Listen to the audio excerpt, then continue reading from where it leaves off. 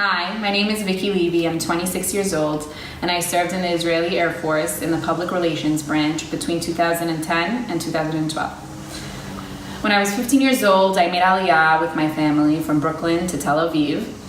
So I was going to high school in Israel, and the high school experience is extremely different because in Brooklyn, for example, you're in 11th, 12th grade and you're discussing college applications and college guidance, your SATs and your ACTs. And when you're in Israel, you're discussing where you want to serve, what units interest you. You have IDF prep days. So it's a very, very different experience. My familiarity with Israeli culture, first and foremost, comes from the home. Both my parents are Israeli. My father served in the Israeli army, as well as both my grandfathers.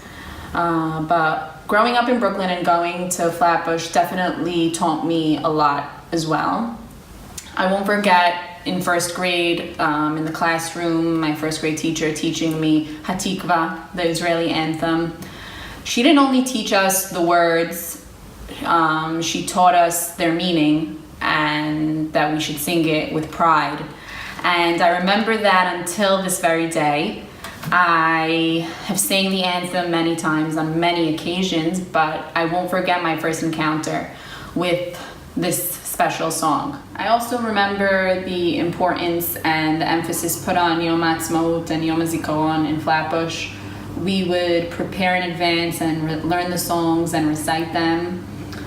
We come in blue and white and look forward to the Rikudim. The street would be blocked and we'd all go out and dance together, and it would just be a very, very special day that I remember very clearly. My most memorable situation during my service would be in December 2010, when the deadliest fire in Israeli history broke in Har Carmel, which is up north. The fire claimed 44 lives. It was a very big disaster.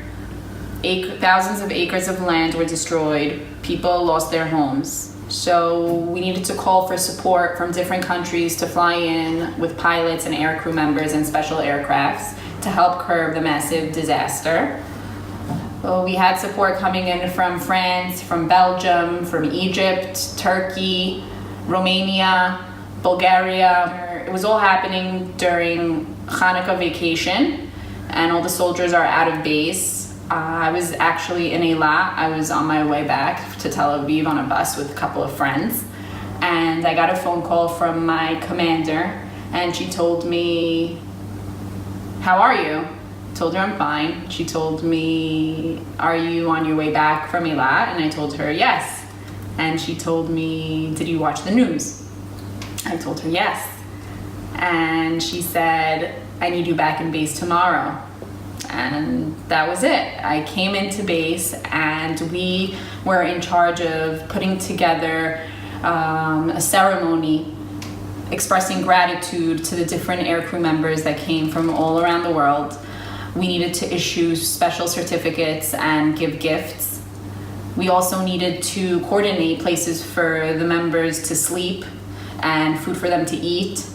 So it was very high pace and it was all happening very quickly. The mission to curb the fire was a successful one, and I believe that within 72 hours the fire was put out.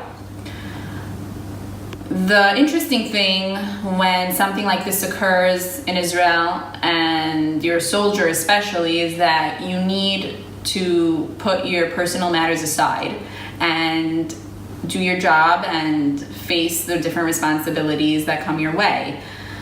During this time, the country was in chaos. It was very chaotic. Everyone at least knew someone who was somehow affected from this fire, whether it being someone who needed to be evacuated from their home, or someone who was on the scene helping out. It was a very chaotic time. One of the most exciting parts of my service, and I think of every soldier's service, is moving up in the ranks, because that means that you're getting closer and closer to the end of your service. which is also an exciting part, the end. And for girls, there are 3 ranks. You start as a private, you move on 8 months later to corporate, and then as you get closer to the end of your service, you become a sergeant. As time goes by, you get more responsibilities, you become more experienced, your commanders think highly of you as the time passes, and you get more credit for your hard work. You have a sense of belonging as the time goes by. When you first get into your base, you're shy and you're quiet, and slowly but surely you learn the ropes. Receiving my rank of a sergeant was very exciting. I came into my commander's office and I discussed with him how we'll coordinate. There's a little ceremony, and the head colonel of the department will give you your ranks and, talk a little bit about you. And I came into his office and I asked him to schedule the ceremony, and he told me, okay, Vicky, we'll talk about it, let me think about it. And I told him, okay. The next day, a few days pass by, he doesn't mention it, and then the next week I come into the office and everyone's very discreet, everyone's very secretive. And my commander tells me, Vicky, you're going to get your rank today. I got it around a month early, which is very exciting. And you were chosen out of 400 soldiers to be given an award of excellence. So that was a very exciting and emotional moment for me. There's a big ceremony, and my parents came, as well as my siblings and my grandmother. Another exciting part of my job in the Air Force was being part of coordinating an event that's very vital in the Air Force, which is the wings ceremony, when pilots graduate the Air Force Academy and receive their wings. It's a very, very big occasion. The Prime Minister is present as well.